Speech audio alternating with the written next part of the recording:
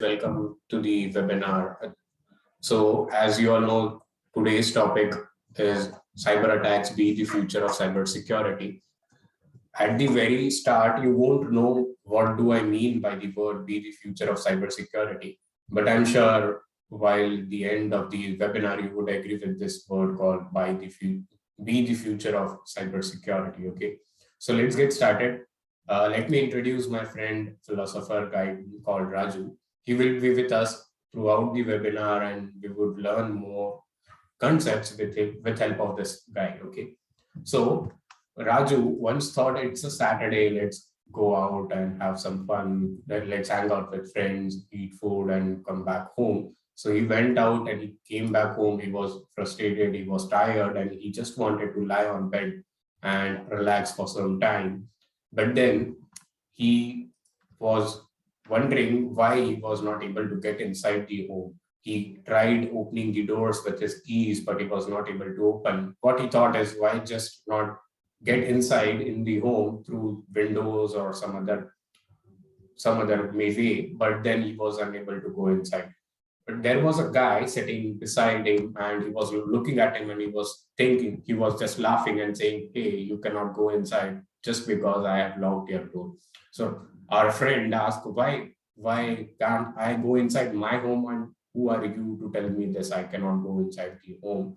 So that guy said, I have locked your home, and if you want to try, you can try, but I have the keys only. If you give me some kind of money, then only then I will give you the keys and then you can go inside your home. So Raju thought, why this guy is having that keys which of my home? Okay, so it's my home, key should be mine, and I should open the door and I should get inside. But then this was not the case. Raju tried for some time, but he was not able to get inside the home. And then there was no option for our friend other than giving money, paying money, and then getting inside the home, because he want to get inside the home, right? Everyone wants to get inside our home, right? So he paid money, and what happened is, as you can see in this image, he was just paying some money, but then the thief or the guy which was sitting and he robbed his wallet directly. It's funny, right? But then what happened is he got the keys and eventually he got inside the home. So what happened here? What just happened here, right? So if we see in IT field or in our technology world, this kind of things is happening, right? So what happens here is someday when you come back to your work or come back to your PC trying to get started with your work. So what happens is you get this kind of screen on your PC. Okay. So what it says is, hey, your PC is locked, and if you want to unlock your PC, you just have to pay $300 in Bitcoin, as you can see here.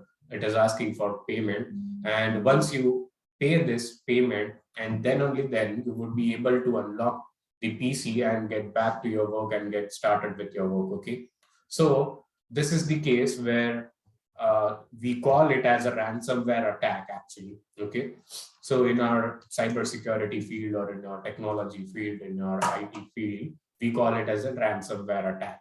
So what happens here? It feels like it's filmy kind of stuff. It really happens in the world or not, in real life or not. But let me go through some of the real life example of this. Okay, so this is the first example which I'm going to show you. So there was a ransomware attack happened in one time. So almost 150 countries and over 3 lakh computers were affected by this ransomware attack. It means over 3 lakh computers were locked because of ransomware attack, and the attacker asked for $300 in Bitcoin to unlock their computers to get started back to the work. Okay, so the image which you saw just now and the image which is reflecting back of this slide is the actual real image what was seen on the computer screen of every one in this 3 lakh computers. Okay, so what just happened here? So let me tell you how this was happened and how this happened with them. Okay, so there was an email attachment sent to the user saying that, hey, you have some lottery, you have some offer, XYZ kind of stuff. Okay, so then what happened is they just clicked on that PDF or that attachment, and they tried to see what is the offer, what is the lottery, or what is this XYZ kind of advertise, and they just read it and they thought, hey, it's okay, and they just closed it and everything was fine. But then there was a virus attached to that attachment which got downloaded and installed when they clicked and downloaded the offer PDF. Okay. So what happened is when the virus got deployed, the attacker put the ransomware on this computer, and then eventually he was able to lock the screen, lock the system of these users. Okay. So this attack was spreading over the world, and there was a situation where the users were not able to get rid of this other than paying $300 in Bitcoin. So there was a situation, we call it as like, I'm facing like I'm just going to cry now because I don't have any other option. Okay. So we named it as a WannaCry ransomware attack. This is a well-known attack, happened over 150 countries and 3 lakh computers were affected. Okay. So there was a company called Colonial Pipeline. So Colonial Pipeline is like a East US based company, which is actually responsible for the refined oil flowage or refined oil transportation for petrol pumps, for industries, for refineries, XYZ kind of stuff, for getting back to their work or getting started with their production environment. Okay. So what just happened is once there was an attack, ransomware attack again on this company, and the attacker gang, which we recognized as dark side gang, asked for $4.4 billion in Bitcoin. Can you just imagine $4.4 billion? In our last case, it was just $300, but then it was a user. Now they have attacked the company itself, company servers itself, and they have asked a huge number of money, that is $4.4 billion. It's not a small money, right? But then these company researchers, cybersecurity experts, scholars, everyone tried to get their servers unlocked by this ransomware attack so that the pipeline would be open to work and all the flowage of the refined oil would start. Okay. But then this was not the case. They were not able to unlock their systems. They have no other option other than paying $4.4 billion in Bitcoins to get their servers back. Okay. So this is again one example of ransomware attack happened in the world in real life. Okay.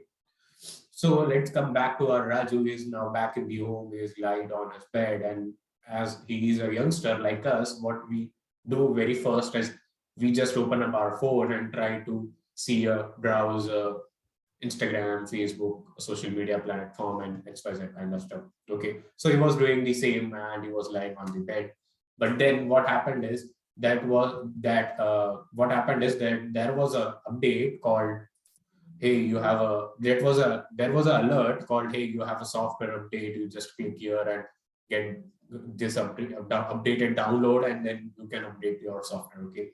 So what our friend thought, since this looks legitimate and I'm like, he's a tech savvy kind of person, every youngster is a tech savvy kind of person, and they think is why can't I just download and install this update and try to see if I have new features I can show off with my friends, XYZ kind of stuff. Everyone thinks like this, right? So he thought, yes, I will update this and I will try to see what are the updates and what are the new features in this. So he clicked on that alert, and the files were downloading and it was getting updated. But then what happened is, after some time, there was some unusual activity happening on his phone. So what happened is some of the photos got corrupted, some of the files got corrupted, even there were some messages sent across the social media platform to his friends and kind of stuff was happening. So Raju, our friend, figured it out that there is something wrong with my phone and my phone is now hacked. Okay. So he figured it out, that is hacked. But then how did this happen? He just downloaded an update, right? And he didn't did anything. So Raju was actually affected by an attack called supply chain attack. So let me explain what and how is this happening. Okay.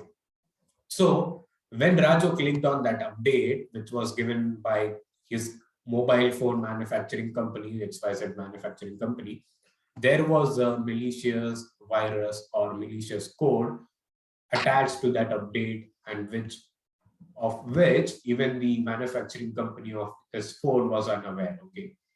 So Raju, our friend, and even everyone will think like this is actually given by the manufacturing company or the actual OEM, the legitimate company which owns this gadget, has given the update, right? So he thought it's genuine, it's legitimate. Why just not click and update and get started with that, right?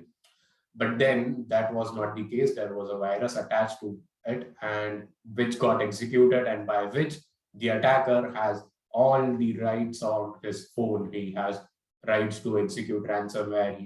He has rights to encrypt his phone. He has rights to send messages. He has rights to do anything because he has the access of the phone. Now, these things can be happened on phone, but then this update can be any update. It can be a software update, it can be an app update, it can be a like a Windows update, it can be anything, it can be any update. Okay. So again, we feel like this sounds again like a filmy kind of stuff. Is this really happening in this real life, right? Everyone would ask this question. But let me tell you, let me go through some of the example where supply chain attack was happened on companies. Okay. So there was a company called SolarWind. Very funny thing happened, and very, very big thing happened here is there was a email, there was a supply chain attack, of course. And let's see how it happened actually. So there was a email sent to an employee, sent to all employees of this SolarWind company saying, hey, you have an Adobe update. Okay. So Adobe, let me explain what is Adobe. Okay. So Adobe is nothing but like a PDF viewer, video editor kind of software which everyone uses commonly and corporate on in day-to-day life. Okay. So it's very useful tool actually, software. So what everyone thought is this is an update given by Adobe itself, right? So the email was looking like legitimate, but then it was not, as we know. So what just happened is everyone just clicked on that update. The update got downloaded, the app got downloaded, the exe got downloaded, and they just installed that update. And they thought, why should not we go for this update? Because this might have some new features, good features, which we can apply on our day-to-day life work, and then our work may go ease, right? But then this was not the case. They started updating, but then there was a virus attached to it which got downloaded. Okay. So what just happened here? If you see, when they clicked on that update, the update was looking legitimate. Even the update was from the legitimate OEM, legitimate supply company, right? It was from Adobe, right? It was a legitimate. Everyone would think like it was legitimate. But then what happened here is the update was actually having a malicious code, malicious exe, malicious binaries, malicious script attached to it, and by which the attacker was able to hack the systems. Attacker was able to get the access, get the controls of the systems where this update was installed. Okay, so it took like 19 months. Can you imagine? Like it's 19 months to detect when that this attack was happened on XYZ systems or XYZ desktop, laptop, mobile, or anything it can be. So 19 months means what? Like just just an example. I just downloaded that update today. Okay. And I updated it. Okay. But then what happened is after 19 months from today, I got to know that I was hacked by some of the hackers, and something was happened back 19 months. Okay. So it's like, can you just imagine how much data and how much time the attacker was inside your PC, inside your desktop, inside your laptop, XYZ, right? But then how did this happen? So this was like big thing, and it was like the biggest attack and well-known attack in the cybersecurity history. When the president of Microsoft said that this is the most sophisticated attack happened ever. Okay, so there was a guy in the world, and he was just a kid actually. He was not more young. He was a young guy. He was not aged. But then what he thought is this type of attack is happening over the world, right? So why can't I try to execute some script, try to write some script or hack some of the most secure thing? So he just sat and thought, what is the most secure thing in this world? Okay. So at the very first thing, what we think is, uh, the U.S. Army, right? U.S. Army is the most superpower in the defense field, right? So he thought, why just not try to hack the US Army, US defense? Okay. And in technology aspect, in the technology field, we know that the most superior and superpower and superior organization is NASA, right? So he just thought to write a script to hack NASA and US Army. He thought, I'm a kid, I'm a new to this attacking field, so my code won't execute and I'm sure it won't hack. Okay. But then somehow this script was executed successfully and there was an attack on NASA and US defense actually. So this guy was just 15 years old and named Jonathan James, which wrote this script, and by which about 3 weeks NASA servers were shut down and there was a loss of $14,000 to NASA. Okay. So this is again a big amount. And this was not today. This is not a case of now. It's back 20, 25 years back. It's somewhere around late 90s kind of thing. Okay. So what just happened here is he tried to run that script and he was successful by running that script. Okay. So in the hackers world, in the attackers world, they gave this kid as a Hall of Fame. They recognized him and they gave them a Hall of Fame. So what is a Hall of Fame? Okay. So let me explain you Hall of Fame in an easy manner. So you might have seen in your college or school days that there was a wall in your school or in your institution saying that, hey, XYZ person was selected to Ranji or was first in the district level or was selected as a team member or as a captain of XYZ sports in district level or state level or national level. So for them, that is a proud moment, that is a fame moment. They write down that kids or that alumni or that student's name on the wall and they say this is our wall of fame. So we are proud to have this kind of students in our institution, right? So similar kind of stuff is happening here. So they name it as a Hall of Fame. Since the hackers community don't have a physical institution or physical things, it's not an institution, of course. But then they they gave this kid as a Hall of Fame. It's hall means it's nothing but like a broch kind of stuff. Okay. So what happened here is this was an attack and almost $14,000 were loss was there to NASA. Okay. So let's see what is happening over the world.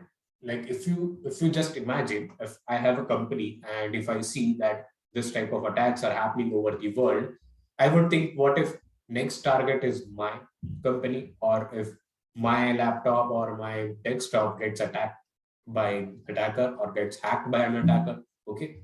So it's a fear, right? There was a fear and all the organization across the world, and everyone was in fear that if what if I'm the next target, I cannot pay $4.4 billion or I cannot pay $300 as an individual in Bitcoins. Like $300 is not a good, it's not a small amount for an individual, right? But then there were some experts who were actually protecting this organization and protecting the organization from this fear. Okay. So if you see in this data, there was a rise in the demand of this security expert, security specialist, cyber security expert, of course, to protect their organization, to protect themselves, to protect their PCs, to protect their laptops, XYZ. Okay. So the blue bars which you see, it's the demand which is getting raised from 2017 to 2021. And the orange bars is the supply which we have. Okay.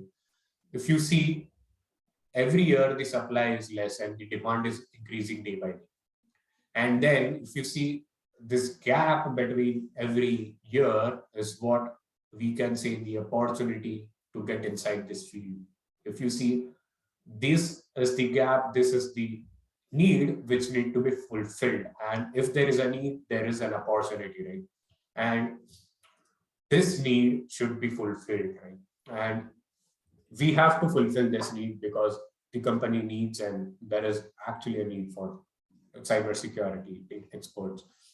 So if you see in like a career perspective, there is a big chance to get in this field, and this is the golden opportunity and golden era to kickstart your career in cybersecurity field. Okay, so and how how an expert or how an cybersecurity specialist can protect the organization or any of the users or any of the systems from attackers. Okay, so I will tell you some of these fields, but I'm telling some of this field and not all, but I'm covering the most important fields here.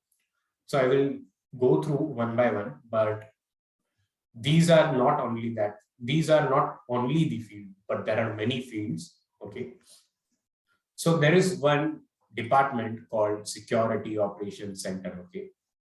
So as you can see in this image, there are some police or detective kind of stuff, people looking to a hacker and saying, and they are like doing like I am from CID kind of stuff. It's happening here. Okay.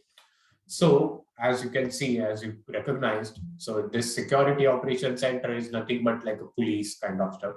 So they actually protect the organization, protect the environment, protect the servers, protect the systems from attackers by monitoring and looking after the activities happening on the servers. Okay, so they work 24/7.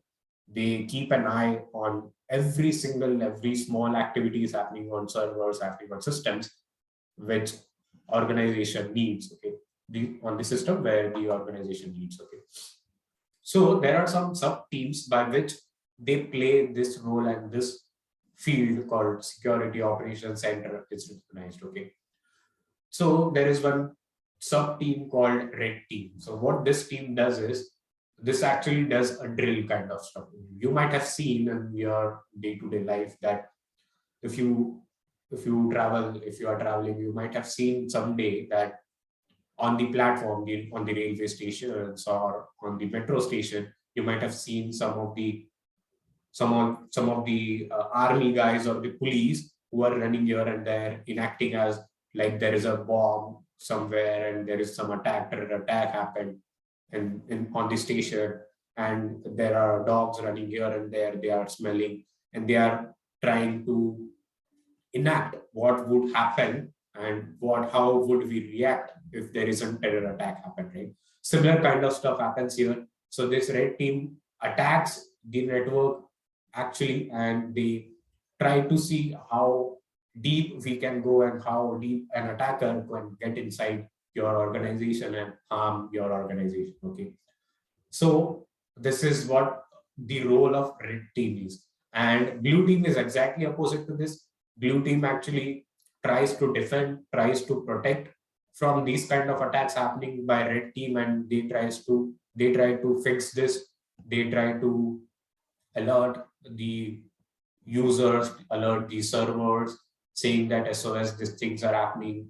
And let me tell you, this drills which is happening by red team and blue team is not known. It's not like it's a planned, it's unplanned. It's like what is happening over the organization. Like you might have seen, there are some places, there are some societies, there are some commercial complex where they just put an alarm saying that it's fire, it's fire, it's fire, and they do a drill, and no one knows that it's a real thing happening or it's a drill. Okay, but then only the top management and people, the most important people, know that this is a drill. Okay, so this is what red team and blue team is about.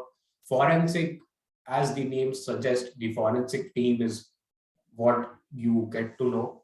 Okay, so if you see in real life, forensic is what we know is if there is a murder or if there is an if there is something terror attack happened over there, this forensic people come and try to get some traces, try to get some fingerprints and kind of stuff, and try to locate from where the attack was happened, who was responsible for this terror attack or XYZ kind of stuff. Similar way in our field also, in cybersecurity field also, forensics happens the same. So what forensic team does is they try to trace the IP address, they try to trace the location from where was the attacker, from where this hack happened, and who was behind this, which was the PC or XYZ kind of stuff. They also see for footprints and kind of stuff. Okay. So this is more or less same what we see in real life forensic team. Okay. So there is one more team called incident response team.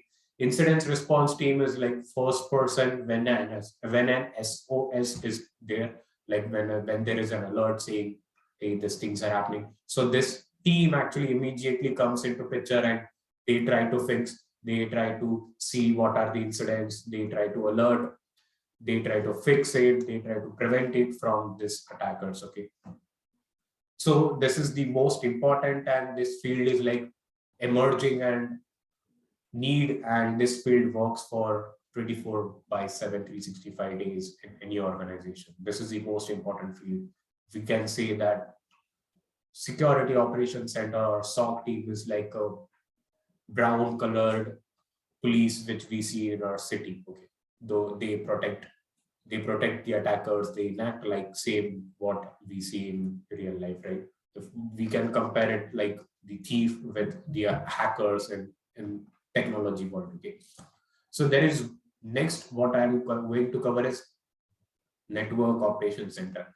So network operations center is responsible, this team is responsible for all the servers, all the components, server components like we can say switches, routers, the internet, etc., etc., to work, to be in place 365 days and 24 by 7. Okay, so it means this team also work for 365 days and 24 by 7. Okay, so what does this team does? So as it is mentioned here, this is responsible for administration, manage, and control and monitor the network. Okay, network components actually. So if we see, if I want to have a internet connection in my home, right? I look after some routers, I look after some internet service providers saying that, hey, I have 2, 3 laptops, or I have 2 laptops, and I have my phone, my father's phone, my younger brother, sister's phone, and my mom's phone. Overall, we have 10, 12 gadgets in our home on which we need an internet connection, right? For that, we need to have a what we can say router, we need to have a good internet connection, we need to figure out what speed we want, XYZ kind of stuff, right? So just imagine if you want to run a company, that means if you want to run a company, that means you need n number of servers, you need n number of you need n number of other components to run on internet and this kind of stuff, right? So this team is responsible to get these components on track and to see whether these all components are working active and live 24 by 7 365 days. Okay, if there is something down, this team again gets to an alert, gets to an SOS kind of stuff, and they try to fix what is happening over there. Okay, so this is also an again important field of cybersecurity, which is responsible for the servers to be up. If the servers are not up, the attackers cannot access the servers, but then the production or the organization may fail uh, to get their work. Okay, to get their work done. Okay, so the next field what I'm going to explain here is VAPT. We call it as vulnerability assessment and penetration testing. So let's just see what this word says, like vulnerability assessment and penetration testing, one by one. Okay, so vulnerability is nothing but a misconfiguration or flaw or some mispolicies which we have made on your systems or on anything, on your firewall, on XYZ kind of stuff, by which by exploiting which, by breaking which, an attacker can gain access of your systems or your computers or anything. Okay. So if you see in real life, let's say you buy a home, okay, you have some windows, like 2, 3 windows, okay. So what you do is you just put a window, say a glass window, okay, and then you just not just put a glass window, you put a grills on that, right, to get protected from thief, right? If you don't put that grill, what will happen is the thief or the robber would just break the glass and get inside your home and rob it, right? Or rob your money or XYZ, right? But then protecting this, if you don't put a grill, it's a vulnerability. Right? If you put a grill, it's good, right? So that is what a vulnerability is. And vulnerability assessment is nothing but grading, giving marks, giving percentage, like how much vulnerable this is, like 10% vulnerable, 100% vulnerable, or XYZ, 8% vulnerable. This vulnerability is outstanding, or it's not secured, XYZ kind of stuff. So that is what vulnerability assessment is. Penetration testing is what, let me explain you in other terms, right? If you buy a lock for your home, and if you, let's say you're going out for a picnic kind of stuff, okay, so what you just do, you lock all the doors and you try to pull and see if the locks are proper or not. If I'm pulling and the lock got open or not, we try this thing, right? So this is what we try to investigate, or we try to actually validate the vulnerability, how vulnerable it is. So this is what a penetration tester does. So penetration tester, what they do is they just try to break the vulnerability, or they just try to break the environment in a manner to actually see what level security is there in the company, or the organization or the environment. Okay. So this thing is happened by 3 ways: black box, white box, and gray box. Okay. So what black box testing happens? So this attack is like, this testing is like what an hacker would have done, right? It's actually the same. So what happens is the testing person who is doing this black box testing doesn't know what is the attack, or what is the organization for, what is the name of the organization, where are the servers located, is it on first floor, second floor, third floor, or is it on room number 1, 3, XYZ kind of stuff. He doesn't know anything, and he is actually authorized to hack this environment from the management or from the top management of the organization. He does it ethically, okay. So he doesn't have any kind of information by itself, by given by the organization, and he tried to attack. So it's more or less as the same what an attacker would have tried to do, okay. And white box testing is like exactly opposite to it. So this tester person knows what is the organization about, where are the server located, in what room number it is located, how can I get inside that room, XYZ kind of stuff. Okay. And gray is nothing but mix of these two. Okay. So this is what we do in vulnerability assessment and penetration testing. Let me tell you again that this is the most important, and this is a highly paid job in cybersecurity perspective, in cybersecurity field. Okay, this is the most important field which we have in cybersecurity. Okay, so there is one more field I'm going to cover, is cloud security. So if you see, what is happening is there are some companies called AWS and Azure. What they do is they actually provide servers over the internet. Okay, so why they do provide this, right? So what was happening is there are some small companies who are just starting up their business, or not all companies can afford a place, or afford a specific room to actually locate their servers, to buy hardware and to keep at that place, and they cannot afford to buy bigger servers, and bigger, it's a big amount, it's costly, and to maintain it is also next challenge. Okay, so what happens is they are actually these companies, what AWS and Azure do is they provide this kind of servers over the internet. So what they do is they have their physical servers and they provide server as a service to over the internet. Okay. So this small organization who cannot afford this physical servers, they just go to this company and buy the servers. Okay. So you can buy one server, two server, XYZ kind of stuff over the internet. Okay. So if you want to access this server, you just have to browse it over any browser, any web browser. So it means what it means. It means that this server is accessible over the internet worldwide. Right? Okay, that means it is vulnerable. Any attacker, anyone who has the actual credentials for this, okay, who has the username and password can log into this server, right? So protecting this kind of servers is also a big challenge. So this is what is done by this field called cloud security. Okay, this team called cloud security does this. Okay, so they protect this kind of servers from thief, from leakage, from detection kind of stuff. Okay, so there is one more I have mentioned here is G Suite. So everyone use G Suite. Even I use, you all use it, but then you don't know you use it. So you might have seen that you might have used OneDrive, Google Drive, or Photos, Google Photos kind of stuff. Okay.